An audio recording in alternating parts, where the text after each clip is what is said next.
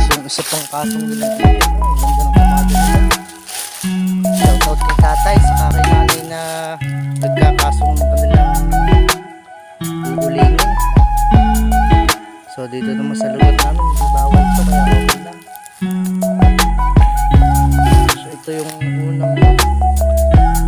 unang ano nila, unang kamado nila. Ang ganda, parang bugad ng ibon. Saka ito pa yung kanilang nalagay. Oh, shoutout kay tatay, ang galing na magputol. Astig kay nanay, oh, ang galing ni nanay. Sabi ko siya nagpapahinga lang sa bahay. Hindi, kasi masipag siya, tumutulong siya sa kanyang mister. Kamado ng uling at pinapunan ko yung isa pang isindi.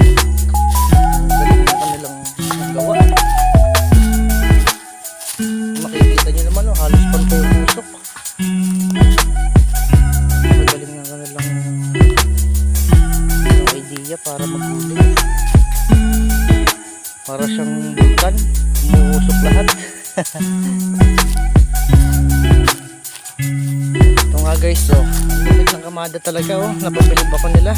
Parang pugad siya ng ibong Maria Capra, kung alam niyo yan. Napakaastig, oh.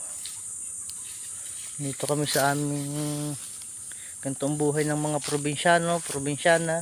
Simpleng pamumuhay pero masaya kahit hirap. Basta sama-sama, okay lang. So hanggang dito lang muna guys.